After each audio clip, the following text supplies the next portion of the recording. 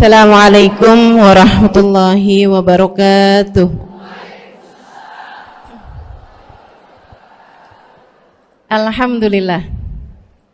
Wassalatu wassalamu ala Rasulillah Muhammad ibn Abdillah wa ala alihi wa sahbihi wa man walah.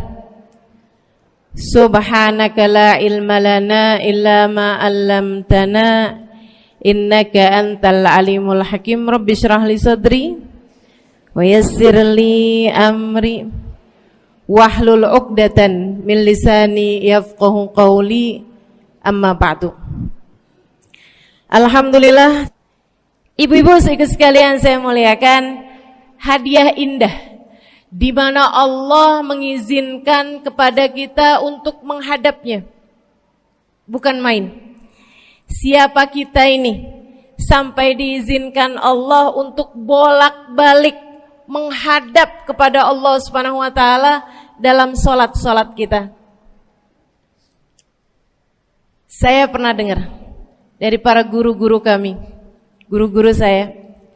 Mereka mengatakan di saat orang salat, di saat kamu salat, di saat saya salat, bukan hanya karena saya mau sholat, kamu mau sholat, akan tetapi karena kamu dianggap mulia di mata Allah, sehingga Allah izinkan dirimu untuk menghadap padanya. Ketika saya sholat, bukan hanya karena saya mau sholat, akan tetapi karena saya punya nilai di mata Allah, sehingga Allah izinkan kepada saya untuk menghadap padanya. Sebaliknya, ketika kamu tidak mau sholat, bukan hanya karena kamu tidak mau sholat, akan tetapi karena kamu sudah jatuh dalam pandangan Allah, terhina dalam pandangan Allah, sehingga Allah tidak lagi mengizinkan kepadamu untuk menghadap kepadanya. Ketika seseorang tidak sholat, bukan hanya karena dia tidak mau sholat, akan tetapi karena ia sudah tidak lagi bernilai di mata Allah, sehingga Allah tidak izinkan dia untuk menghadap padanya. Teman-teman, saudariku sekalian yang saya muliakan, kalau bicara tentang sholat nih teman-teman, ada 4 tingkatan, ada 4 kelas. Untuk kamu melihat sholatmu sudah ada di kelas yang mana? Kalau saya boleh bilang kelas teratasnya nih kelas bisnis, oke lah ya. Kelas bawahnya lagi kelas atasnya kelas eksklusif ya, kelas eksekutif. Terus bawahnya lagi kelas bisnis, bawahnya lagi kelas. Tapi ada 4 kelas, bawahnya lagi kelas gerbong. Nggak naik dalam kereta nih ya. Kelas yang paling bawah kita bahas nih, kelas gerbong nih. Kayaknya naik di atasnya nih ya, gerbongnya. Teman-teman sekalian, orang yang di saat mengerjakan sholat, dia kerjakan juga, tapi merasanya sebagai beban. Ya ampun, udah maghrib aja, baru juga asar. Ya ampun, males banget dah. Ini gak ada rusuh nih, kita kan lagi jalan-jalan nih, kita kan lagi belanja nih di Tanah Abang. Itu jamaah aja gimana sholatnya? Nah ini orang-orang yang menganggap sholatnya sebagai beban, malas kalau disuruh sholat, terutamanya subuh. Terutamanya sholat subuh. Ini Allah ceritakan orang-orang yang seperti ini adalah kelompoknya orang munafik, naudzubillah. Alladzina idza qamu ila sholati qamu kusala. Orang-orang yang kalau disuruh sholat bangun juga sih, tapi malas banget. Setan nih nemenin dia, kayak naroin batu di atas kepalanya, bikin dia berat mau ngerjain sholat. Kalau lagi tidur, ngipas-ngipasin matanya, bobo aja lagi. 5 menit lagi, 5 menit lagi. Bangun-bangun udah siang. Pernah terjadi padamu?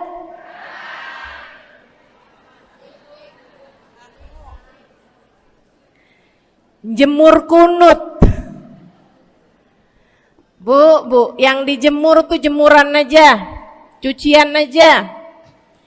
Jangan sampai jemur kunut.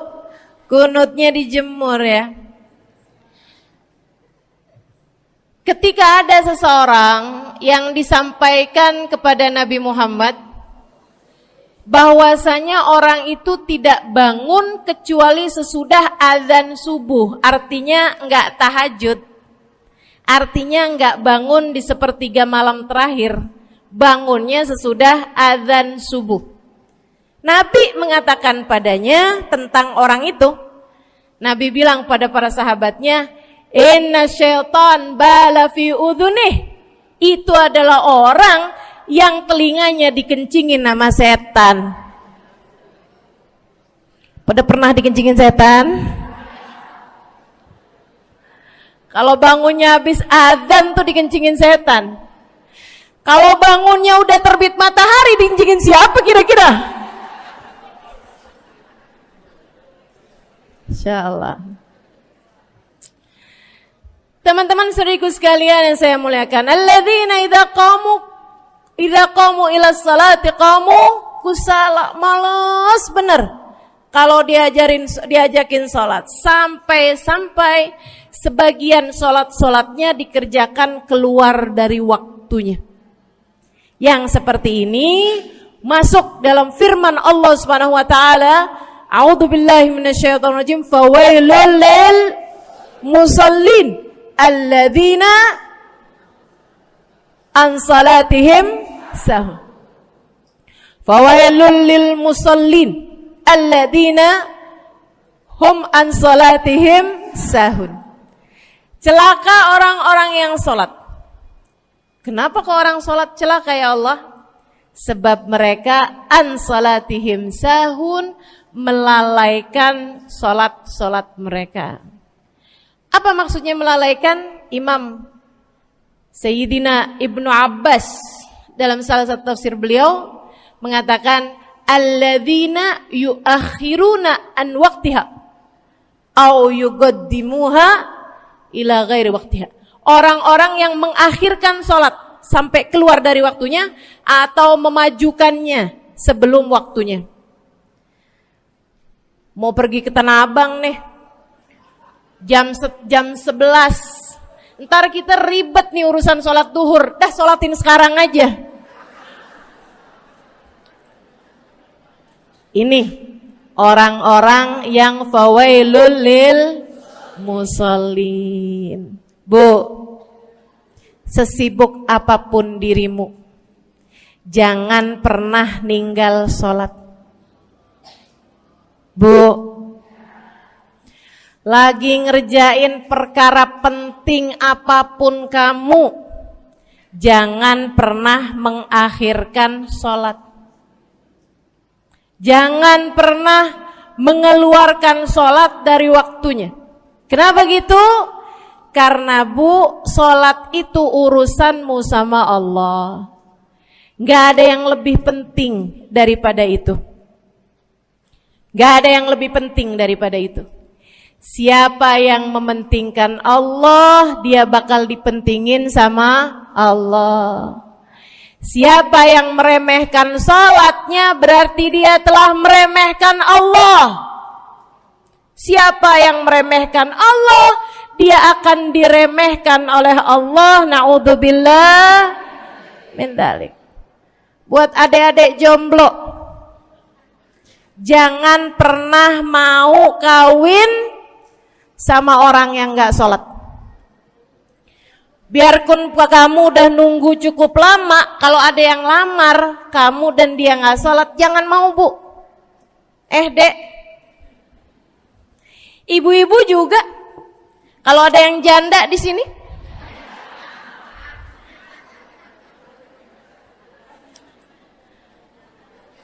terus ada yang lamar kamu, Walaupun di garasinya ada kijang,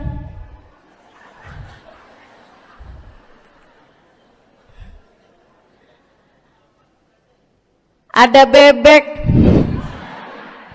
motor maksudnya ya, datang melamar kamu, jangan terima. Orang yang gak sholat, kamu jangan mau jadi istrinya. Kenapa? Saya kasih tahu ya, Allah aja dia tinggalin, apalagi kamu.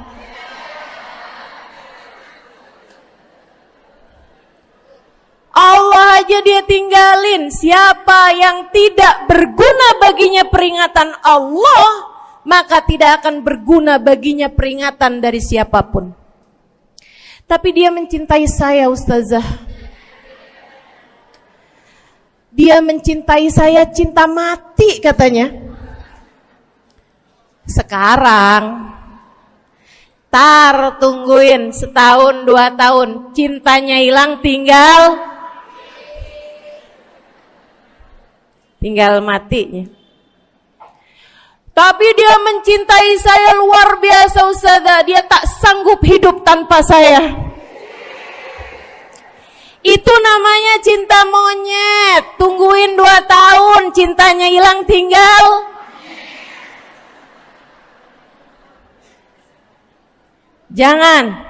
Jangan temenan sama orang gak sholat. Dia telah jatuh di mata Allah.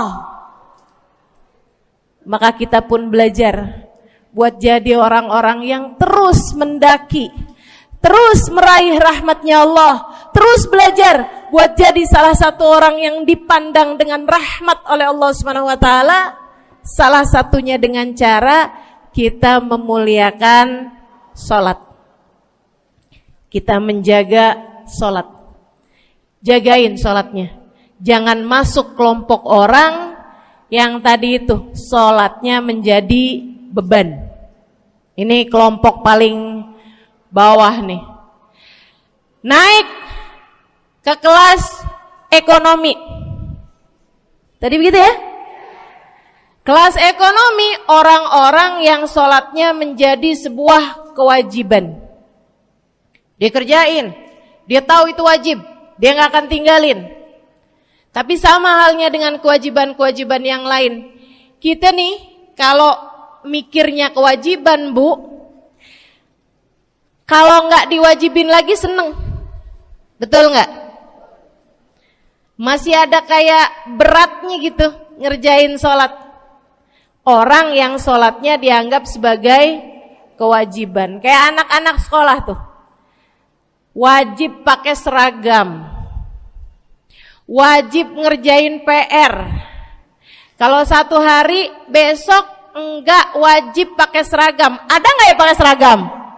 Enggak ada. Enggak ada. Enggak ada yang besoknya dia pakai seragam terus tanyain, "Kenapa kamu tetap pakai seragam?" Abisnya saya suka sama seragamnya. Enggak ada. Karena mereka menganggap pakai seragamnya adalah kewajiban. Sekolahnya sebagai kewajiban. Jadi giliran besok libur anak-anak, hore gitu. Ada orang-orang yang sholatnya dianggap sebagai kewajiban. Nggak ada yang nambah kalau kewajiban tuh. Sholat sunnah boro-boro. Sholat wajib aja kalau bisa dibikin sesingkat mungkin akan dilaksanakan dengan cara yang sesingkat-singkatnya.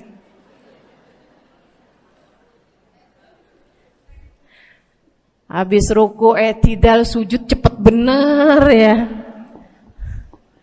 Malaikat raqib sama malaikat atid nih udah tahu aja kalau dia sholat.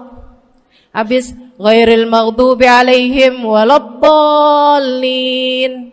Malaikat atid bilang sama malaikat raqib, kulhu, catat kulhu udah pasti.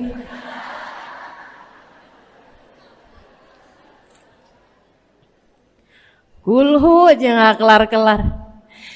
Teman-teman saudariku sekalian yang saya muliakan, sholatnya dianggap sebagai sebuah kewajiban. Nggak nambah dengan sunnah, namanya wajib.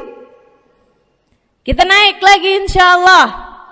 Sholatnya kita naikkan dari yang kewajiban kita naik menjadi kelas bisnis, sholatnya sebagai sebuah kebutuhan. Bu, mudah-mudahan nih ibu-ibu, teman-teman semuanya yang sedang menyimak kajian pada hari ini, saya doakan, karena saya berharap saya pun juga didoakan, agar menjadi salah satu orang yang sudah berada dalam tingkatan ini. Sholat kita tahu adalah kebutuhan kita. Sama kayak kebutuhan makan, Bu. Ibu kenyang nggak kalau makan nasi doang 2 piring? Kenyang. Siapa yang bilang nggak kenyang? Kalau kamu makan nasi doang sepiring, kenyang apa nggak kenyang? Kenyang. Akan tetapi pasti ibu-ibu mau nambah dah. Nambah apaan? Lauk. Nambah lauknya. Ada ikan asin, ada sayur asem. Langsung pada lapar nih. Ada sambal. Masya Allah, ada tempe goreng. Udah ibu ya, tetangga lewat kagak nyadar. Masya Allah. Teman-teman saudara sekalian, kita nambah, bahkan udah kenyang pun kita masih cari lagi tambahan. Makanan apa nih yang bisa kita makan? Karena kita tahu makan adalah sebuah kebutuhan kita. Kita perlu sama makan. Kita butuh sama makan. Maka demikian pula dengan orang-orang yang sholatnya sudah dia tahu adalah sebagai sebuah kebutuhan. Cukup sih duhur 4 rakaat, dia nambah. Ada qobliyahnya, ada ba'diyahnya. Jam-jam 9 pagi nggak ada sholat wajib sih, tapi pengen ngemil, ya Bu ya, dengan cara kerjain sholat duha.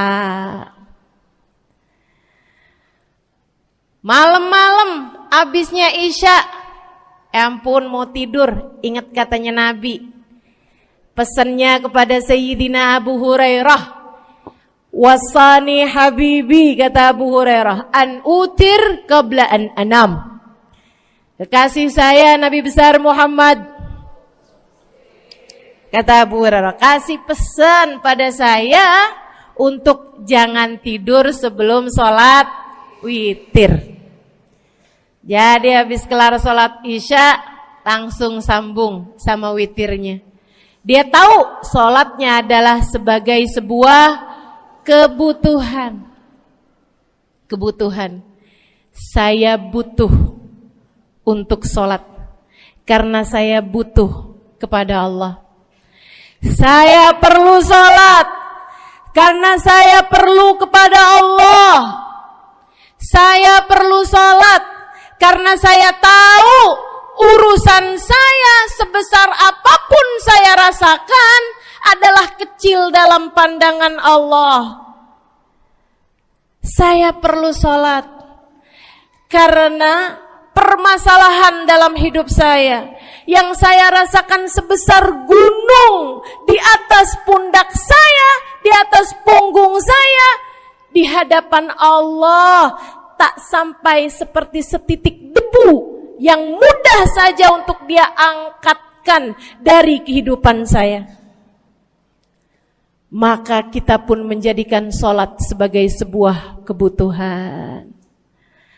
Lagi sakit, jangan ninggalin sholat. Kenapa?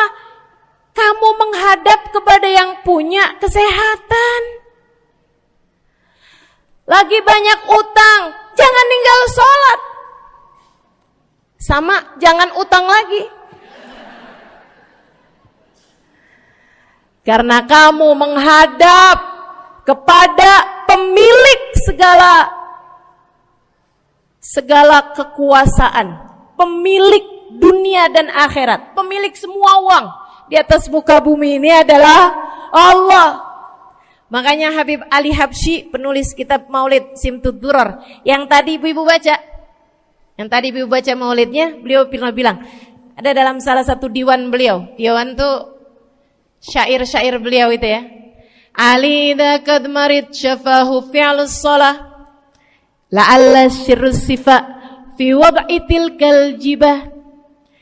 Kata beliau, Ali nih kalau lagi sakit, nih Habib Ali ya, beliau tuh padahal punya amal ibadah sangat banyak. Tapi Habib Ali bilang, Ali idza qad marid syafahu fi'lus shalah. Ali nih kalau lagi sakit, sembuhnya sama sholat. Sembuhnya sama sholat. La'alla sirru sifa. Rasa-rasanya memang Allah letakkan rahasia kesembuhan ada pada fi wad'i tilkal jibah, terletakkannya jabhah kita, dahi kita di tempat sujud. Di sana semua permasalahan-permasalahan dalam hidupmu menjadi ringan. Saat kamu meletakkan dahimu di tempat sujud, kamu berbisik lirih kepada Allah, akan tetapi suaramu didengar sama yang punya arsy. Akan tetapi suara bisikanmu didengar segenap malaikat-malaikat yang ada di atas langit. Kemudian mereka mendoakanmu sehingga Allah mengatakan wasjud waqtarib, sujudlah kamu. Posisi sujudmu itu waqtarib akan membuatmu menjadi dekat dengan Allah Subhanahu wa taala. Sujudlah dan mendekatlah kepadaku, kata Allah. Agrab ma yakunul 'abd min rabbih fahuwa sajid, kata Nabi Muhammad. Fa'akthiru fihi du'a faqamin an yustajabulah. Tempat terdekat seorang hamba dengan Tuhannya adalah saat dia sedang sujud. Maka perbanyaklah doa dalam sujudmu, kata Nabi Muhammad. Doamu sangat mungkin diijabah oleh Allah. Apalagi kalau doanya kamu haturkan di sepertiga malam yang terakhir. Saat-saat di mana kebanyakan manusia di sekelilingmu yang lalai berada dalam tidurnya, berada dalam alam mimpinya. Para ulama tuh sampai bilang, Bu, dari kehususannya sepertiga malam yang terakhir, orang yang ngerjain maksiat aja sepertiga malam yang terakhir tuh tidur. Ibu gak pernah tahu orang-orang pulang diskotik jam berapa? Gak tahu ya, sama. Tapi Bu, yang pasti mereka tuh sepertiga malam yang terakhir malah pada pulang, malah pada tidur gitu. Orang maksiat aja itu sama Allah dibuat tidur tuh di jam-jam yang biasanya turun rahmatnya Allah. Allah mau milih nih mana nih hamba-hambaku, pilihan-pilihanku akan aku bangunkan untuk menghadapku. Kemudian Allah Subhanahu wa taala bertanya, hal min mustaghfirin, hal min taib, hal min talibi hajatin faunilahul matalib.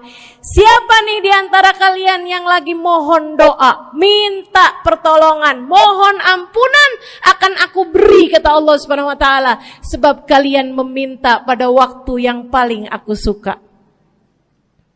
Kalau punya hajat minta. Kapan mintanya? Dalam sujud. Kapan sujudnya? Dalam sholatmu di sepertiga malam yang terakhir. Bu, ngelihat muka-mukanya pada punya hajat banyak-banyak nih.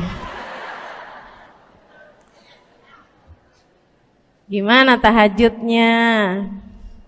Mudah-mudahan Allah jadikan kita salah satu di antara mereka yang menyibukkan diri di sepertiga malam yang terakhir, insyaallah. Sampai-sampai Bu ya, saya tinggal lama di kota Hadramut dulu. Orang-orang di Hadramut, orang awamnya, itu kalau mereka punya anak kecil umur 1 tahun, 2 tahun, 3 tahun tuh, punya anak bayi, balita gitu. Kalau mereka bangun di sepertiga malam yang terakhir, mereka akan membangunkan anak-anaknya walaupun buat main. Alasannya 2. Yang pertama, agar mereka terbiasa bangun di jam-jam segitu. Nantinya kalau besarnya mereka jadi udah kebiasaan bangun di jam segitu, gampang ngerjain tahajud. Alasan yang kedua, ibu-ibu sekalian, agar anugerah, karunia, rahmat, pemberian Allah yang Allah turunkan di sepertiga malam yang terakhir, anak-anak mereka pun berhak untuk mendapatkannya karena mereka tidak sedang dalam keadaan tidur dan dalam keadaan berjaga. Kan kebalik sama orang kita. Anak-anak kita, cucu-cucu kita kalau bangun jam segitu kita tidurin lagi, masih malam nak, masih malam. Mama masih ngantuk nak. Masya Allah. Ibu, saya punya ibunya guru saya. Saya punya guru salah satunya dan yang tercinta di hati saya, Sayyidil Habib Umar bin Hafid. Guru saya. Beliau punya ibu namanya Hubabah Zahra. Almarhumah, baru meninggal masa-masa deket pandemi. Ya Bu ya, baru aja beberapa tahun silam meninggalnya. Itu ibu-ibu sekalian punya anak kalau nggak salah 12. Kalau nggak salah 12 anak beliau. Laki-laki 5. Kalau saya nggak salah ya, mohon maaf kalau saya salah. Kemudian yang perempuan 7. Semuanya soleh-solehah. Semuanya Bu, jadi orang-orang yang luar biasa, yang terutamanya anak yang pertama yaitu Habib Ali Masyhur, jadi mufti pada zamannya di Kota Tarim. Sampai wafatnya beliau masih sebagai mufti. Mufti itu Bu, permasalahannya umat semuanya ada di meja beliau untuk beliau selesaikan. Anak yang laki-laki yang paling kecil, Al Habib Umar bin Hafid, menjadi kita tahu semuanya ya, orang soleh, ulama, waliullah. Ibu-ibu sekalian, kita mau tahu nih, anak-anak soleh-solehah semacam itu ibunya kayak gimana gitu. Karena Bu, mohon maaf. Walaupun memang Nabi Nuh, nabinya udah soleh, anaknya nggak soleh, kan begitu ya? Ada juga sih, tapi secara mayoritasnya Bu, buah jatuhnya tak jauh dari emaknya begitu, anaknya kurang lebih begitu. Anaknya begitu, emaknya biar kita nggak lihat, kita udah bisa ngebayangin kayak apa orangnya.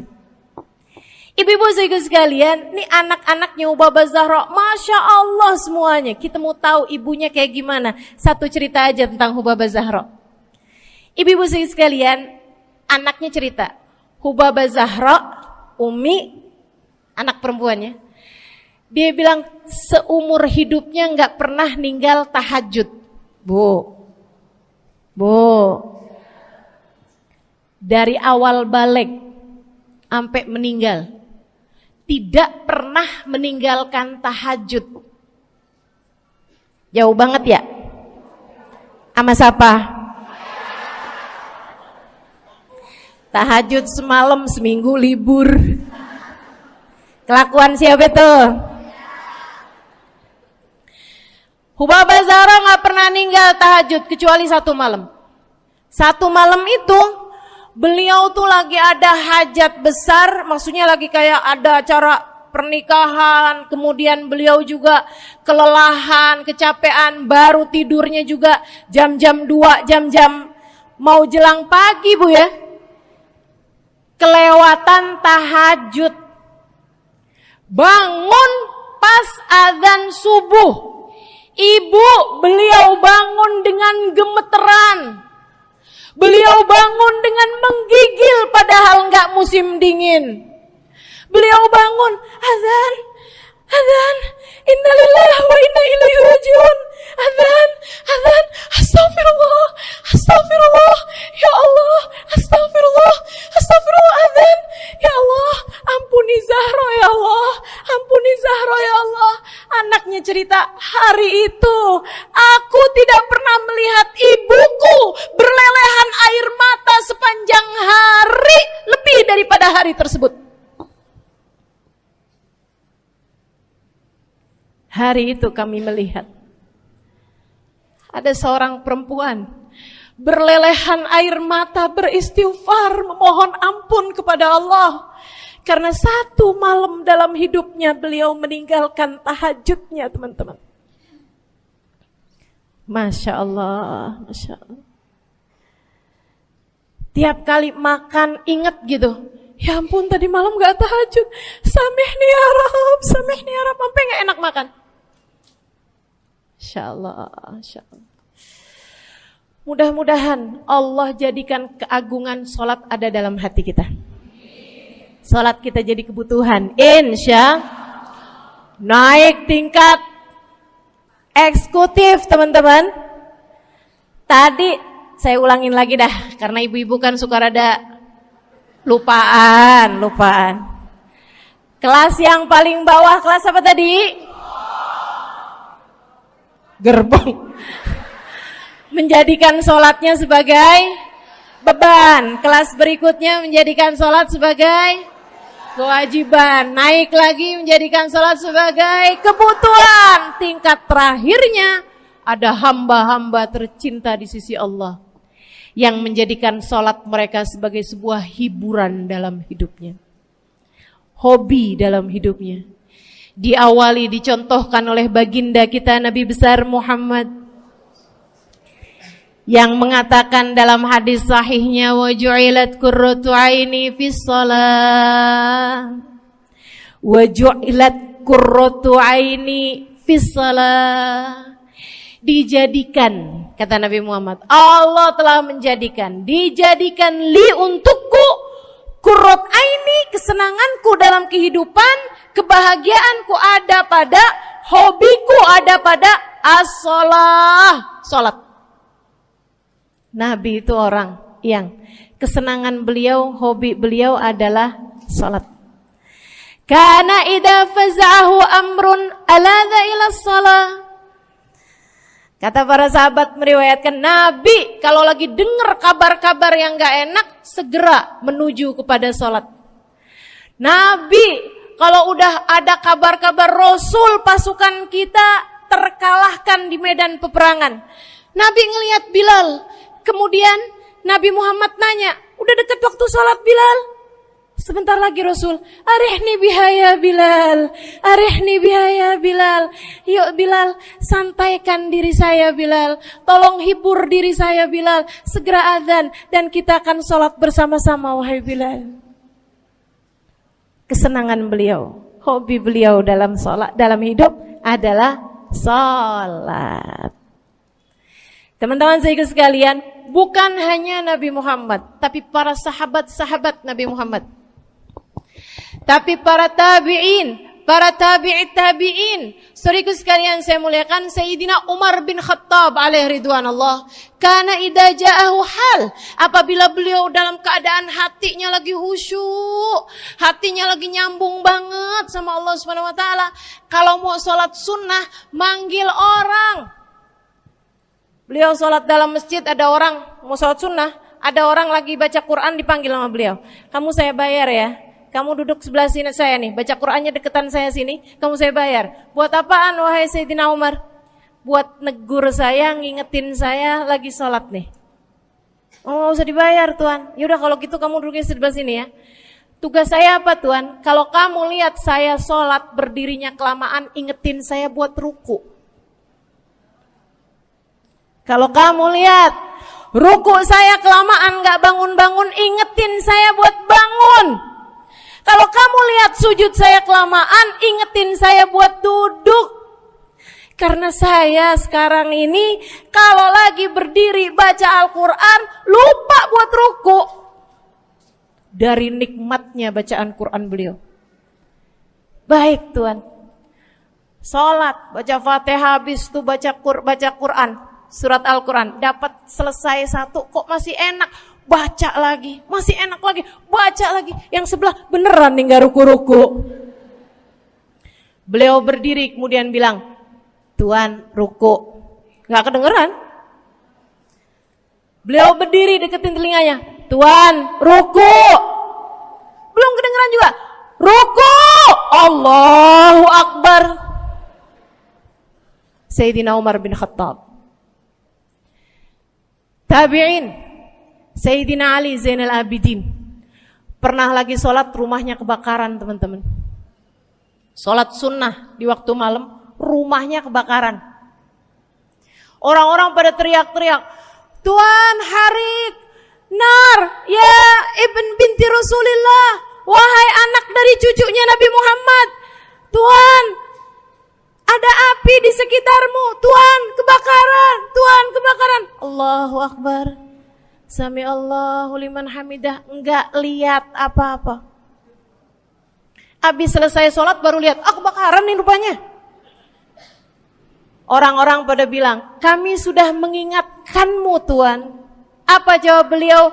Al-hadni an-narul kubro. Di depan saya ada api yang jauh lebih besar, api neraka. Saya nggak lihat api sekecil ini. Masya Allah. Saudaraku sekalian yang saya muliakan, para ulama Allah Subhanahu Wa Taala. Terakhir saya mau ceritakan Sayyidil Habib Abu Bakar As-Sakran, penulis Wirid Sakran. Kalau teman-teman pernah tahu, beliau saudaraku sekalian saya muliakan dapat julukan As-Sakran, orang yang mabuk. Karena mabuk kepada Allah Subhanahu Wa Taala. Beliau pernah satu waktu kena penyakit di punggungnya.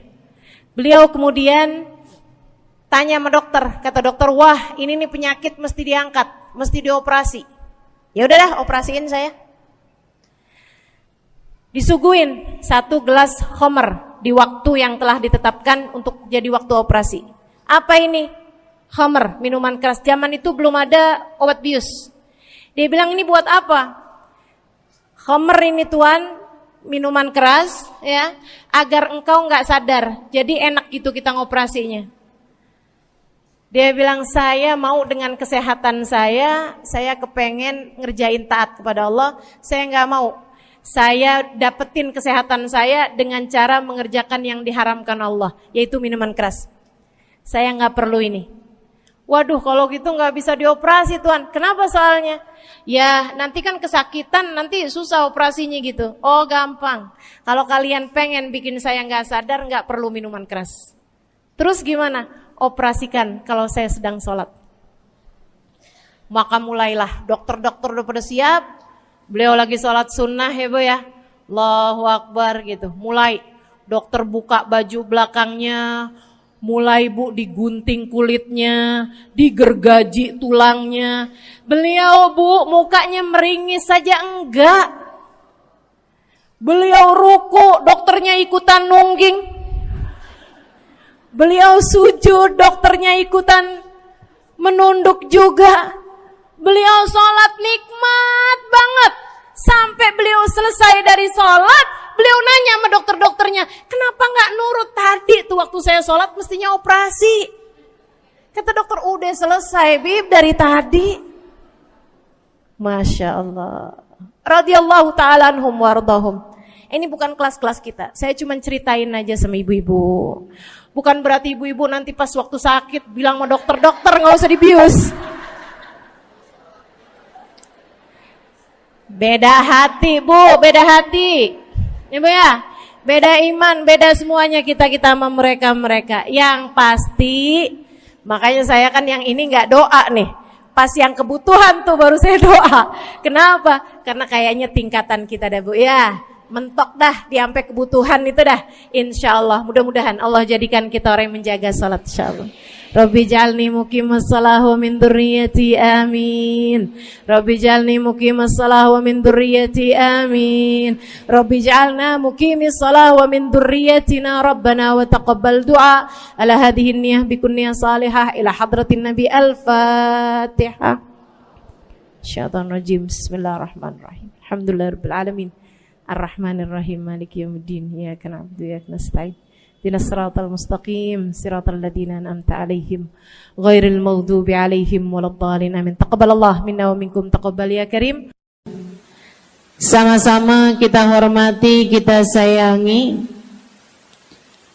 segenap keluarga besar dari Majelis Ta'lim Raudhatul Aliyah di bawah pimpinan Ibu Ayu Komaladewi Kita doakan semoga beliau beserta segenap keluarganya senantiasa dalam limpahan rahmat ridha Allah Subhanahu wa taala. Juga kita doakan Ustazah Nabilah Al-Haddad sebagai pengasuh di majelis ta'lim ini, sebagai pimpinan di majelis ta'lim ini, Bu Ayu dan Ustazah Nabilah sekeluarga semuanya insyaallah senantiasa dalam pandangan kasih sayang Allah SWT. Panjangkan umurnya, disehatkan badannya, dimudahkan urusannya, kabulkan hajatnya, semakin dicinta Allah SWT dan Rasulnya.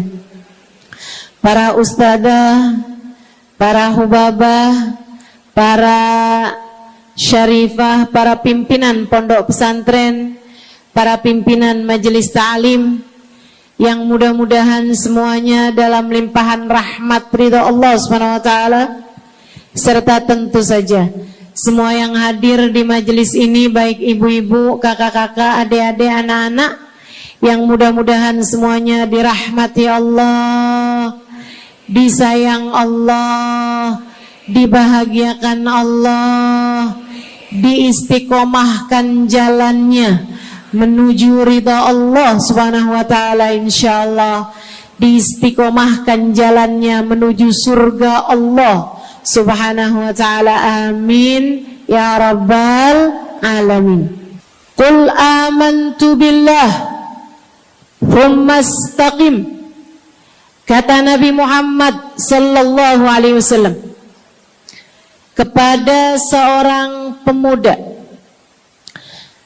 yang meminta nasihat, ya Rasulullah ausini, wahai Rasul tolong nasihati aku. Kita kalau ketemu orang mulia jangan minta duit, Bu. Kita kalau datang ketemu sama orang-orang yang kita tahu doanya mustajab, sangat soleh, hidupnya baik, apalagi jika dia adalah kekasih-kekasih Allah Subhanahu wa taala. Kamu kalau berjumpa dengan ulama, jangan minta sesuatu yang duniawi. Tirulah para sahabat ketika berjumpa dengan Nabi Muhammad. Biasanya mereka meminta satu dari dua hal. Yang pertama, mereka minta doa. Ida'ili ya Rasulullah, doakan aku wahai Rasul. Ibu juga gitu. Kalau ketemu sama ulama, ketemu orang soleh, ketemu kiai, ketemu habib yang kita tahu doanya mustajab, bertemu hubabah, mintalah doa. Tapi jangan hanya sekedar urusan doa duniawi, Bu. Doa duniawi itu yang gimana, Ustazah? Doa yang kalau diijabah nggak akan manfaat begitu kamu masuk dalam alam kubur. Itu namanya doa duniawi. Ustazah, doakan saya biar saya cepat kebeli rumah. Bu, kalau mati rumahnya dibawa gak? Ustazah, doakan saya kepengen beli HP baru. Dibawa gak HP-nya? Enggak. Itu namanya doa duniawi. Ustazah, doakan biar suami saya tambah cinta.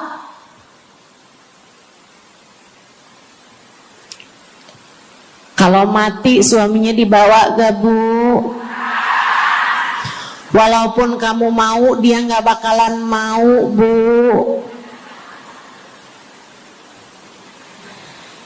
Sesuatu yang sifatnya duniawi, Ustazah doakan biar anak saya soleh. Duniawi apa bukan? Bukan.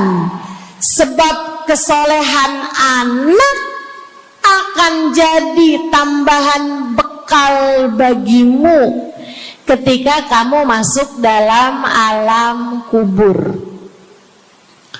Jadi nggak boleh nih Ustazah doa urusan duniawi atau minta didoakan urusan-urusan duniawi.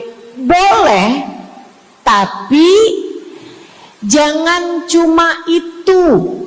Nanti takutnya kamu nyesel.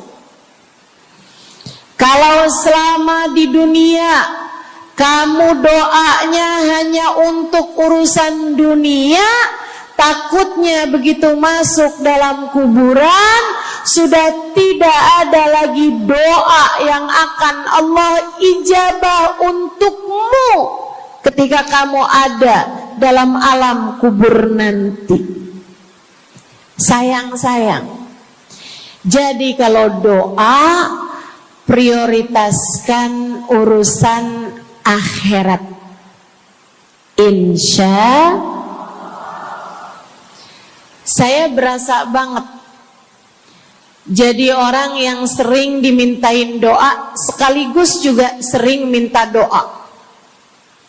Saya kalau ketemu orang saleh, ketemu habaib, ketemu hubabah, saya akan minta doa, nggak pernah minta duit saya.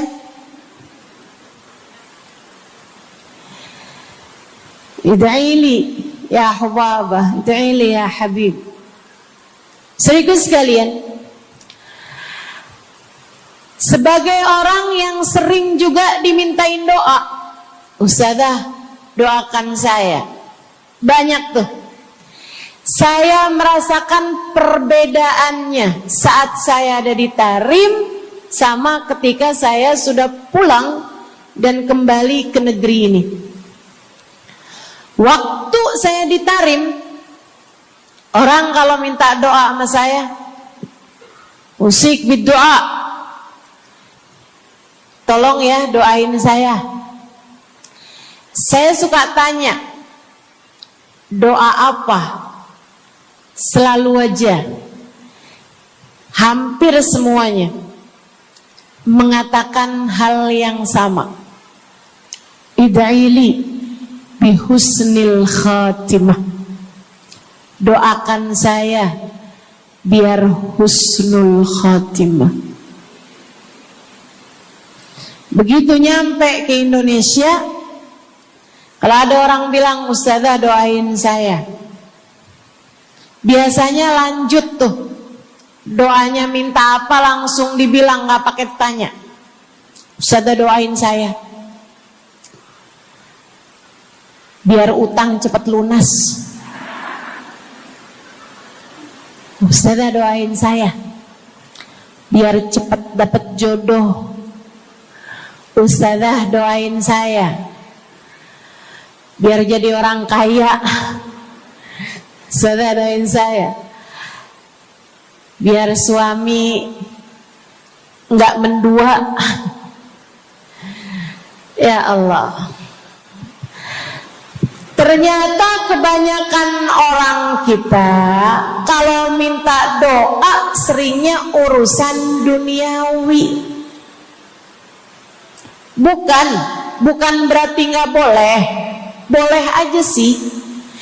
Cuman takutnya begitu kamu mati nyesel kalau semua doamu selama ini adalah sesuatu yang tidak ikut kamu bawa ketika kamu mati.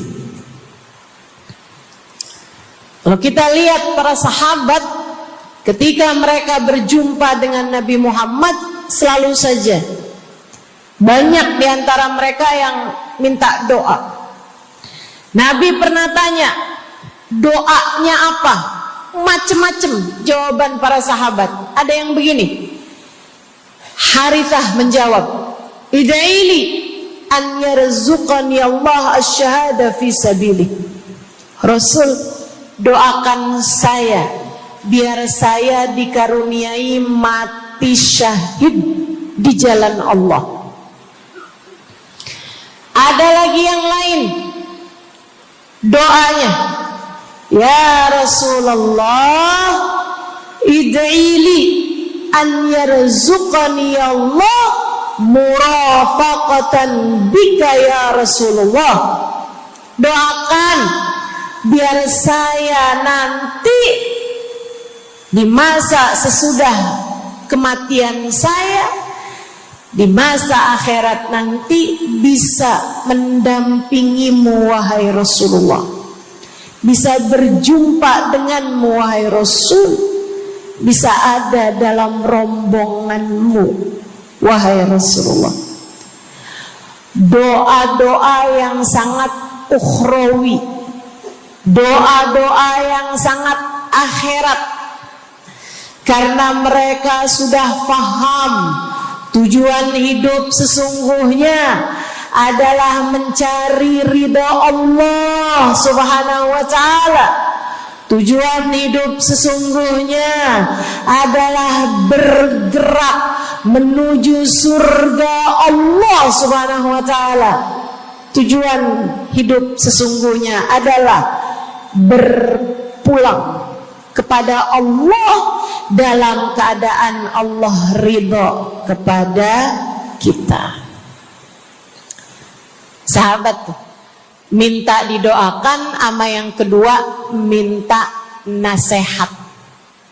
Kita juga nyontoh, kalau ketemu orang soleh, kalau ketemu ulama, kalau ketemu habaib, ketemu kiai, ketemu bunyai, ketemu hubabah, ketemu ustadzah, ketemu ustadz, minta nasihat. Selain daripada minta doa, mintalah nasihat. Hal ini dicontohkan oleh para sahabat kepada Nabi Muhammad. Datang seorang pemuda berjumpa Nabi Muhammad sallallahu alaihi wasallam. Kemudian bertanya, ya Rasulullah, ausini, wahai Rasulullah, berikanlah nasihat kepadaku ini. Nabi Muhammad tersenyum, senang, bangga, karena mengerti bahwa umatnya faham apa yang harus diminta dari nabinya. Nabi berkata kepadanya, qul amantu billah thumma istaqim. Kata Nabi Muhammad, ucapkanlah, aku beriman kepada Allah, kemudian istiqomahlah kamu di jalan Allah. Nasihat Nabi Muhammad buat pemuda tersebut, nasihat Nabi Muhammad buat pemuda-pemuda umatnya sepanjang zaman. Nasihat Nabi Muhammad buat umatnya, baik yang muda maupun yang tua, baik laki-laki maupun perempuan, baik yang pintar maupun yang kurang pintar. Semua umatnya dinasehati sama Nabi Muhammad. Karenanya akan saya sampaikan hal ini kepadamu hari ini. Quli, ucapkanlah, amantu billah, aku beriman kepada Allah. Tsumastaqimi, kemudian istiqomahlah kamu, wahai saudariku, di jalan Allah. Katakanlah, aku beriman kepada Allah.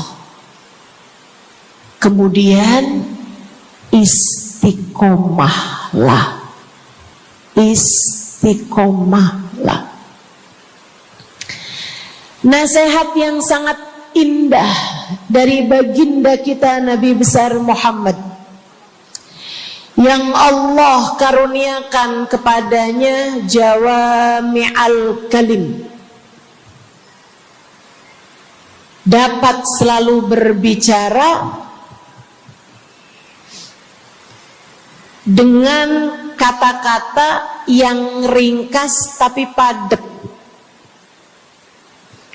Nabi itu ucapannya ringkas tapi padat. Nggak kayak saya, Bu, udahlah panjang. Dan ya, mudah-mudahan Allah jadikan ucapan-ucapan kita jadi kalimat-kalimat yang akan membawa kita menuju surga. Jadi ucapan-ucapan yang akan bawa kita menuju ridha Allah SWT. Ibu-ibu, kita sama-sama belajar, biar kalau ngomong itu enggak panjang-panjang, akan tetapi bermutu, berkualitas. Terutama Bu, ibu kalau ngomong sama anak-anak ibu, kadang-kadang panjang bener. Padahal itu aja, anak sampai hafal. Iya mah, katanya gitu. Betul gitu? Nabi kalau ngomong pendek aja tapi penuh makna. Nabi kalau bicara seringkali nggak panjang-panjang tapi sangat berarti. Satu hadis beliau saja bisa disyarahkan, diberi keterangan, hingga bahkan berkitab-kitab banyaknya. Ibu-ibu sekalian, salah satu dari ucapan ringkasnya Nabi Muhammad, amantu billah, kata Nabi, qul amantu billah, tsumastaqim, ucapkanlah, aku beriman kepada Allah, kemudian istiqomahlah di jalan Allah. Apa itu istiqomah? Lurus, jangan belok-belok. Lurus, jalan terus. Jalannya adalah jalan yang lurus. Itu yang selalu kita minta dalam tiap rakaat sholat kita. Kita berdoa kepada Allah, ihdinas siratal, ya Allah, tempuhkanlah untuk hidup kami ini jalanmu yang lurus. Sama kayak kamu lagi bilang, ya Allah, karuniakanlah dalam kehidupan kami keistiqomahan di jalanmu ya Allah. Kamu selalu minta istiqomah 17 kali sekurangnya tiap hari. Betapa sangat pentingnya istiqomah ini, saudaraku sekalian. berada dalam jalan yang lurus. Saya mau bahas jalan lurus yang dimaksud ini apa aja. Satu, kamu harus lurus imannya. Amantu billah, aku beriman kepada Allah. Kata Nabi Muhammad sallallahu alaihi wasallam, "Qul amantu billah," ucapkanlah, aku beriman kepada Allah. Maka istiqomah tersebut yang nomor satu adalah dalam urusan keimanan. Bu, Kak, Dek, Nak, yang lurus imanmu. Iman yang lurus tuh yang gimana, Ustazah? Iman yang lurus adalah memahami dua kalimat syahadat yang menjadi pintu gerbang keimananmu. Orang kalau masuk Islam, dia jadi orang yang beriman, dia mengucapkan kalimat syahadat. Apa itu? La ilaha illallah. Yang pertama. Yang kedua, Muhammad Rasulullah. Tidak ada Tuhan selain Allah. Itu harus kamu miliki dalam hatimu secara lurus, istiqomah. Gak ada Tuhan selain Allah. Jangan hari ini Tuhannya Allah, besoknya Tuhannya duit. Apapun aja yang disuruh sama duit, yang ada duitnya, yang haram-haram pun diterjang. Lah kenapa begitu? Saudaraku sekalian, Qul amantu billah, ucapkan, aku beriman kepada Allah. Aku faham arti la ilaha illallah. Tidak ada Tuhan selain Allah. Tidak ada yang mengatur kehidupan selain Allah.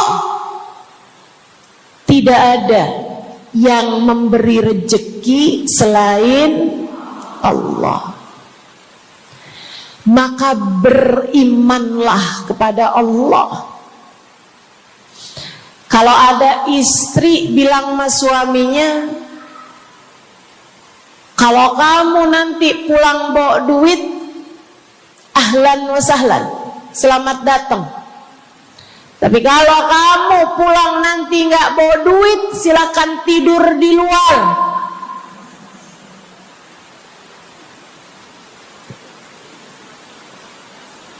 Kamu sepertinya kurang beriman. Kamu lupa bahwa pemberi rezeki bukan suamimu, melainkan yang ngasih rezeki itu cuma satu, Bu. Namanya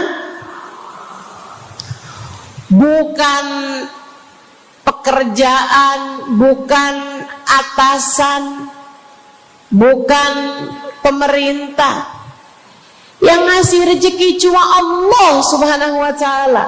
Maka berimanlah atas hal itu.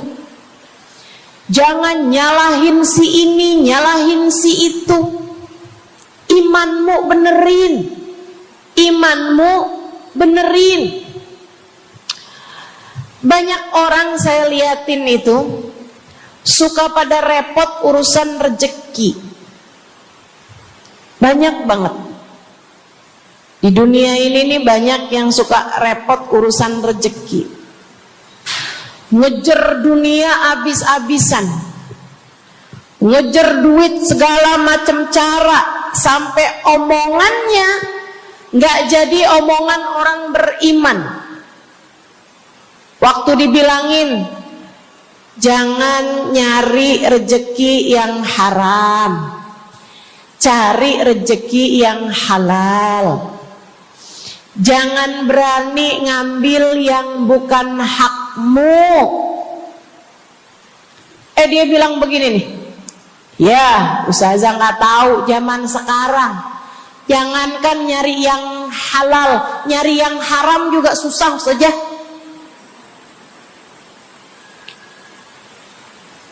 Itu omongan orang nggak beriman. Kamu mesti ngerti dulu, kalau yang kamu minta adalah urusan rezeki, dengerin. Kalau yang kamu minta urusan rezeki, kamu harus datang kepada alamatnya. Yang sering kali membuat kamu setengah mati urusan rezekimu, sampai mau-maunya menghinakan diri, minta-minta sama orang, berharap dari orang. Seorang ibu berharap dari anaknya, seorang istri berharap dari suaminya. Saudariku sekalian, yang sering kali membuat kamu tersiksa urusan rezeki adalah karena kamu salah alamat. Kamu salah alamat. Kamu sedang tersesat jalan. Kamu sedang salah arah. Makanya jadinya kemana-mana kamu nggak nemu. Orang alamatnya aja salah. Ini kalau kamu mau ke Kubah Mas, tapi kamu perginya ke Taman Mini, nyampe apa nggak nyampe? Dapat apa enggak majelisnya? Nggak dapat. Kenapa? Salah alamat. Yang dicari Kubah Mas, kamu perginya ke Keong Mas. Nggak nyampe, nggak dapat. Saya kasih tahu padamu, alamat rezekimu ada pada Allah. Alamat rezekimu ada pada Allah.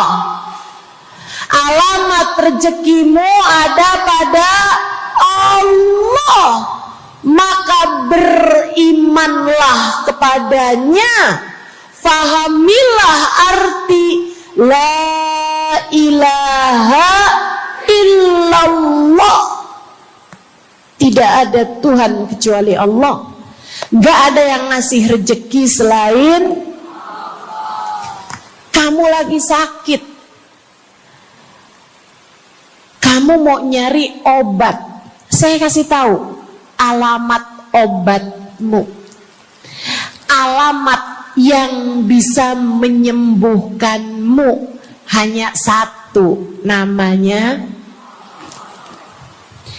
urusan rezeki. Allah sudah bilang, huwar razzaq dzul quwwatil matin. Allah lah satu sang pemberi rezeki. Allah lah satu sang pemilik kekuatan sejati.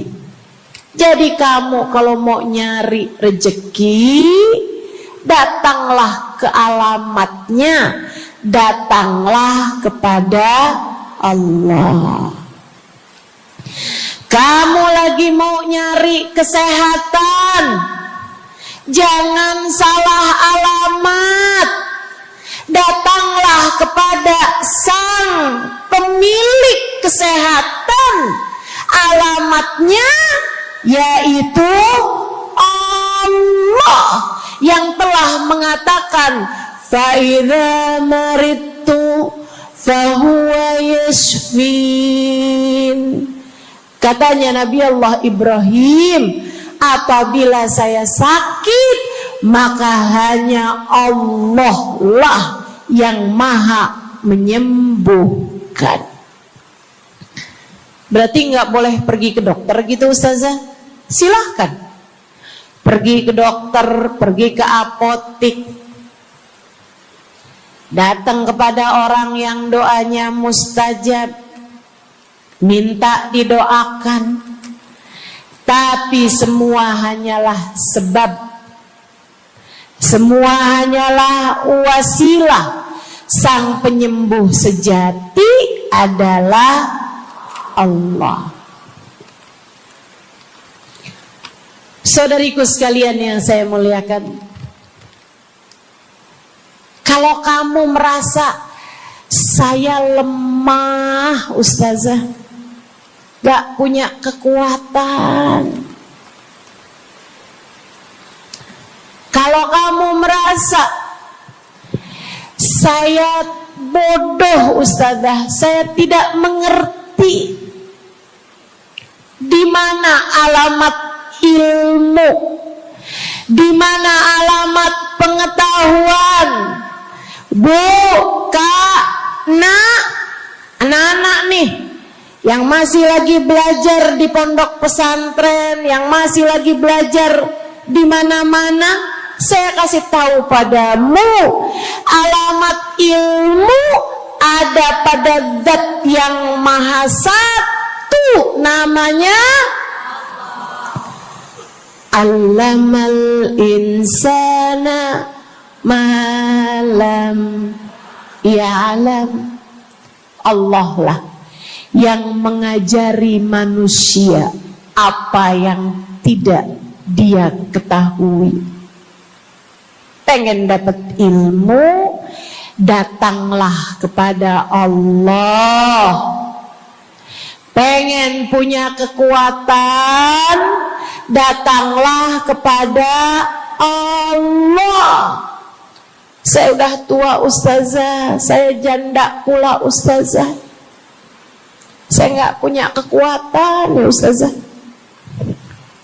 Kekuatanmu hanya ada pada Zat yang Maha Satu, Allah Subhanahu wa Ta'ala. Datanglah selalu padanya. Imanmu jangan biarkan ia naik turun. Imanmu biarkan ia kokoh di dalam hatimu. Jangan percaya kalau ada yang bilang kekuatan ada pada uang. Jangan percaya. Percaya hanya satu aja, kekuatan ada pada Allah. Jangan percaya orang bilang kekuatan ada pada kecantikan. Kalau kamu cantik, kamu kuat, suamimu gak akan kemana-mana. Jangan percaya, Bu. Percaya hanya satu aja, kekuatan ada pada Allah Subhanahu wa Ta'ala. Kamu takut terjadi hal-hal yang buruk bagimu, bagi anak-anakmu. Kamu kepengen ada yang jaga. Ibu, gak usah pusing-pusing mau nyari bodyguard, gak usah pusing-pusing mau sewa security, pengamanan. Sebab sang pemberi keamanan hanya satu, namanya Wallahu ya'simuka minan nas. Hanya Allah satu yang dapat menjagamu dari kejahatan manusia.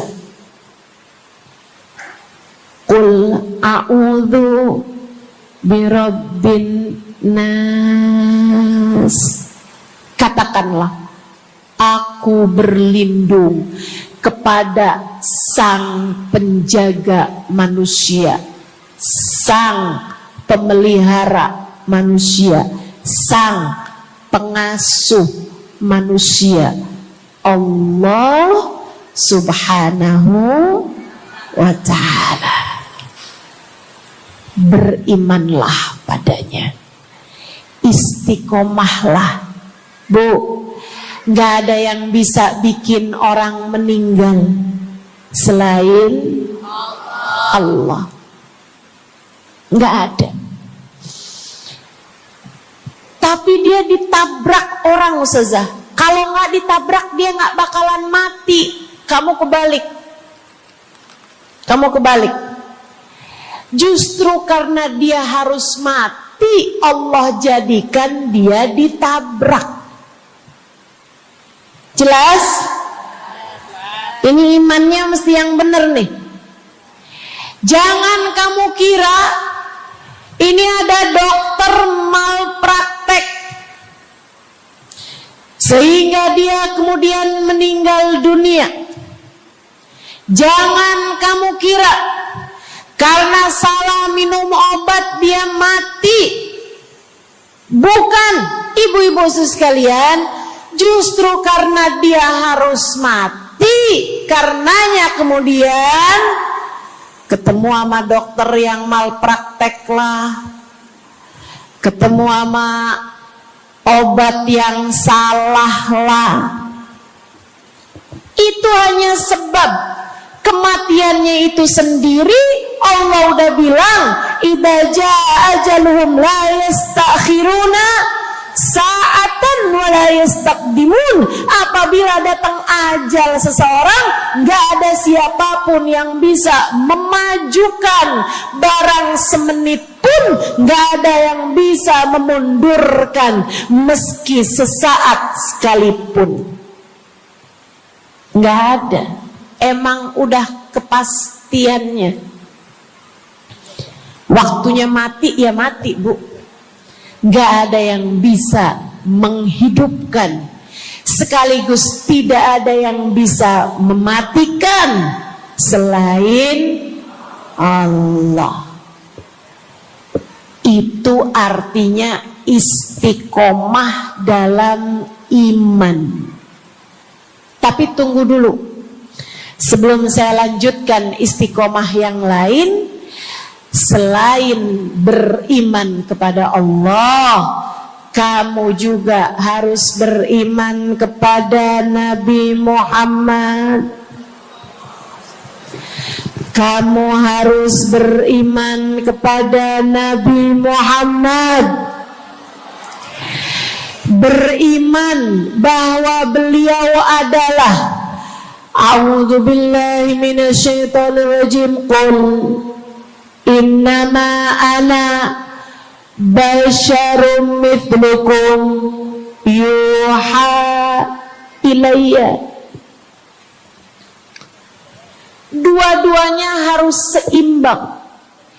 Innama ana basyarum mithlukum, tapi juga yuha ilayya. Katakanlah wahai Nabi Muhammad, aku adalah seorang manusia seperti kalian. Saya punya badan, saya punya perasaan. Kalau nggak makan-makan saya lapar. Kalau habis makan nggak minum saya haus. Kalau beberapa hari saya nggak tidur, saya ngantuk.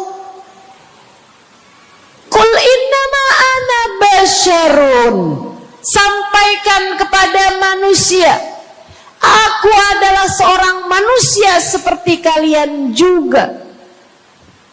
Ama anak cinta, lama nggak ketemu sama istri, kangen. Katakan wahai Nabi Muhammad, ana basyarum mithlukum, saya manusia seperti kalian juga. Kalau ada yang disayang kemudian meninggal, sedih. Karena Nabi adalah seorang manusia. Tapi tunggu dulu, beliau tidak hanya sekedar manusia, Itu adalah satu sisi kehidupan Nabi Muhammad.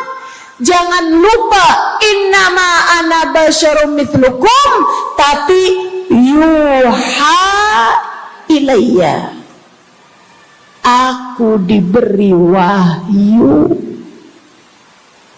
aku hamba wahyu, aku berbincang-bincang dengan Allah, kalian tidak. Aku berbicara langsung dengan Allah, kata Nabi Muhammad, kalian tidak. Aku dituruni malaikat Jibril, kalian tidak. Aku diberi wahyu Al-Quran 30 juz, kalian tidak barang seayat pun. Nih, kalau saya perhatikan, imannya umat manusia yang beriman kepada Allah sekalipun menjadi cacat ketika tidak beriman kepada Nabi Muhammad. Lihatin, mohon maaf, orang Yahudi beriman kepada Allah. Kamu kalau nanya sama orang Yahudi, Tuhanmu siapa? Allah. Tapi mereka enggak beriman kepada Nabi Muhammad. Apakah mereka disebut orang yang beriman? Tidak. Orang Nasrani, apakah mereka beriman kepada Allah? Iya. Tapi apakah mereka beriman kepada Nabi Muhammad? Tidak.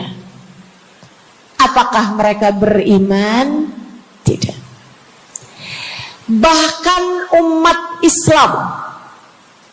Islam ada yang mempercayai sesudah Nabi Muhammad ada nabi yang lain, namanya Mirza Ghulam Ahmad, sehingga mereka menyebut agama mereka Islam, tapi agama Islamnya pakai ada kelanjutannya, Islam Ahmadiyah. Apakah mereka beriman? Tidak. Sebab syarat iman selain la ilaha illallah juga ada Muhammad Rasulullah. Bahkan Bu, ada banyak di antara kita orang-orang yang iman kepada Allah luar biasa, tapi kalau urusan kepada Nabi Muhammad, kalau lagi diceritain Isra Mi'raj, dia bilang Nabi Muhammad tuh gak usahlah segitu amat diperayakan Isra Mi'rajnya. Nabi Muhammad tuh Isra Mi'raj cuman sekedar ruhnya aja, badannya nggak pakai Isra Mi'raj. Jadi Nabi itu orang ngelihatnya kayak tidur aja, ruhnya aja yang melayang-layang. Isra Mi'raj bener, tapi ruhnya aja, badannya nggak pakai pergi. Jadi kalian nggak usah berlebih-lebihan sama Isra Mi'raj. Oh kenapa gitu? Kamu gak percaya sama Isra Mi'raj, sama badan-badannya Nabi sekalian, kamu gak percaya. Kenapa? Ya karena itu gak masuk akal. Manusia kan gak bisa kayak gitu. Nabi Muhammad kan manusia. Kamu lupa bahwa Nabi walaupun manusia, beliau adalah yuha ilayya. Beliau adalah hamba wahyu. Ketika diceritakan tentang mukjizatnya Nabi Muhammad yang bisa memperbanyak makanan, bahkan ada ghazal, ada rusa yang berbicara dengan Nabi Muhammad, ada unta yang sujud kepada Nabi Muhammad, ada pohon yang datang kepada Nabi Muhammad dengan mencabut akarnya, kemudian berjalan dengan akarnya menuju Nabi Muhammad. Ketika dipanggil, kemudian sujud pohon tersebut kepada Nabi Muhammad sallallahu alaihi wasallam dan bertanya, "Mengapa engkau memanggilku wahai Nabi?" Dia nggak percaya, nggak masuk di akal. Itu hanyalah dongeng. Kita bilang tapi hadisnya sahih. Riwayatnya Ibnu Mas'ud yang menceritakan hal itu, hingga bahkan Sahibul Burda menuliskannya. Katanya Sahibul Burda Imamul Busiri, ja'at lidakwatihil asjaru sajibatan tamshi ilaihi ala saqin bila qadami. Datang ketika dipanggil sama Nabi Muhammad pepohonan. Mereka datang dengan, mereka berjalan dengan akar-akar mereka, kemudian sujud di hadapan Nabi Muhammad. Ini tentang iman. Mereka nggak percaya. Mereka ngakunya paling beriman. Mereka ngakunya paling lurus imannya. Tapi kenapa kalau mengenai Nabi Muhammad kamu menjadi timpang? Ketika melihat orang ramai-ramai bersolawat kepada Nabi Muhammad, mereka kegerahan. Ketika melihat orang-orang ramai datang ke majelis-majelis maulid, merayakan, bergembira atas lahirnya Nabi Muhammad, mereka kegerahan sampai mereka bikin GAM. Apaan tuh? Gerakan anti maulid. Oh, ada lagi mereka menyebut diri mereka GAS. Apaan tuh? Saya tanya. Gerakan anti solawat lah. Kenapa kamu kegerahan sama Nabi Muhammad? Hah? Kenapa kamu ngerasa kayak takut banget umat begitu cinta sama Nabi Muhammad? Ada apa denganmu? Kamu lupa Nabi Muhammad memang manusia, tapi qul innama ana basyarum mithlukum yuha ilayya. Jangan pernah pisahkan Nabi. Meskipun beliau seorang manusia seperti kita, tapi beliau adalah hamba wahyu. Beliau adalah hamba wahyu. Kamu gerah banget orang bersolawat sama Nabi Muhammad? Ada masalah apa sama kamu? Kamu gerah banget orang baca maulid Nabi Muhammad? Bahkan ada orang-orang yang ngaku paling Islam, tapi gerah banget ngelihat orang berziarah ke makam Nabi Muhammad. Ada masalah apa sama kamu? Yang bermasalah bukan kami umat Nabi Muhammad. Yang bermasalah adalah imanmu. Sebab ketika kita diminta beriman kepada Nabi Muhammad, jangan hanya fokus kepada kemanusiaan Nabi Muhammad, fokuslah pula kepada beliau sebagai hamba wahyu. Saudaraku sekalian yang saya muliakan, istiqomah dalam iman. Beriman kepada Allah, beriman kepada Rasulullah. Cinta kepada Allah, cinta kepada Rasulullah. Cinta kepada Rasulullah, cinta kepada keluarga Rasulullah, cinta kepada sahabat Rasulullah, dan istiqomahlah dalam cinta tersebut. Jadi istiqomah menuju ridha Allah yang pertama adalah istiqomah dalam iman. Yang kedua, istiqomah dalam taat. Bu, Kak, istiqomah dalam taat. Kamu disuruh sholat,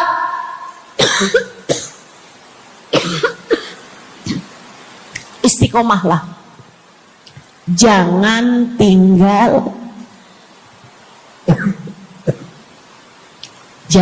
tinggal sholat.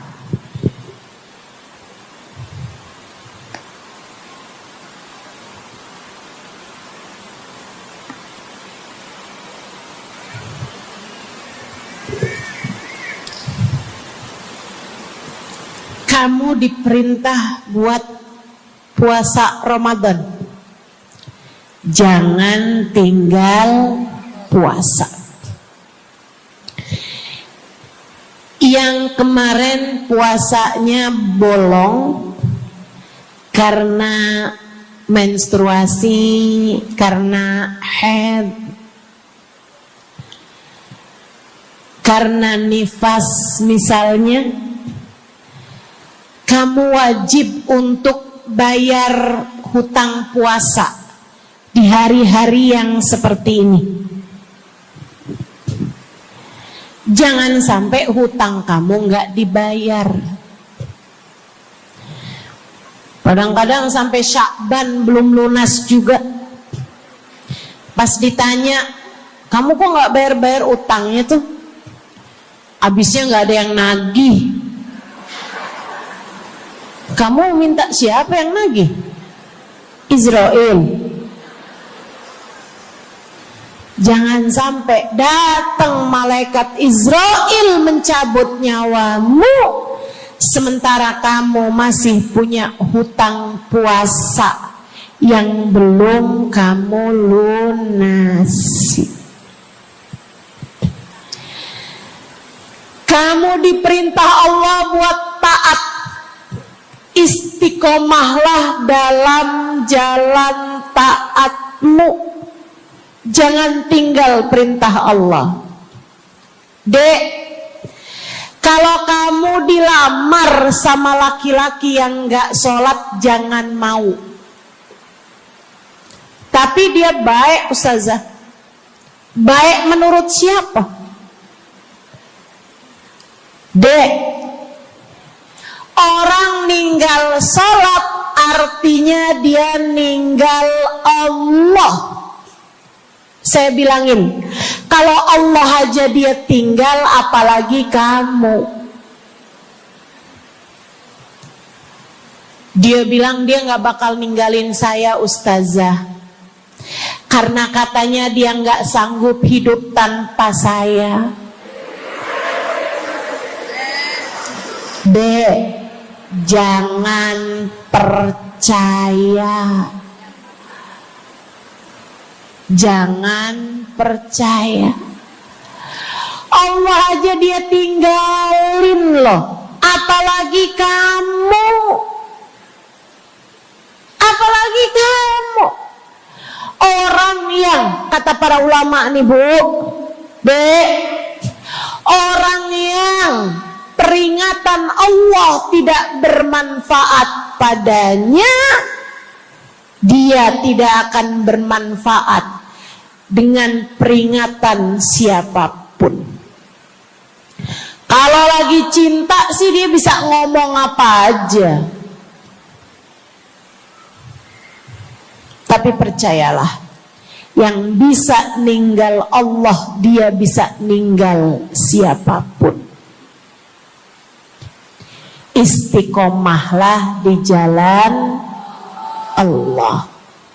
Istiqomah di jalan Allah. Jangan berani ninggal Allah. Jangan berani ninggal salat. Jangan berani ninggal ibadah. Kenapa gitu Ustazah? Karena yang pegang nasib kamu Allah. Ini nasihat abah saya yang akan saya pegang sampai kapanpun. Abah saya pernah pulang-pulang dari kerjanya, dia cerita, abah tadi ketemu sama orang yang dulu abah pengen jadi kayak dia. Dia itu dulu waktu zaman abah muda, abah kepengen kayak dia, ganteng, kaya, sehat, orang tuanya kaya, dia bisa sekolah. Abah kepengen sekolah, gak ada biayanya.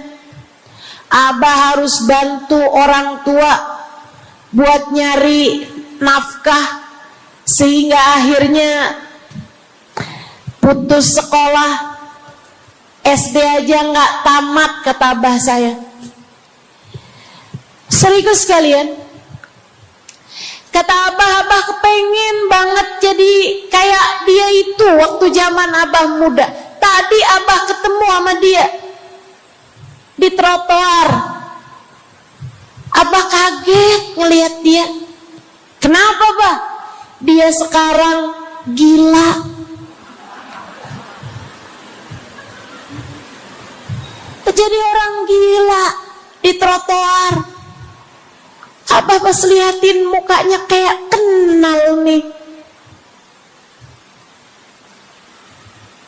Abah saya bilang subhanallah. Nah, abah kasih nasihat sama saya, Bu.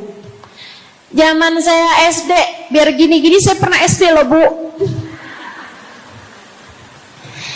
Abah saya bilang, nah, ternyata hidup yang paling penting nasib.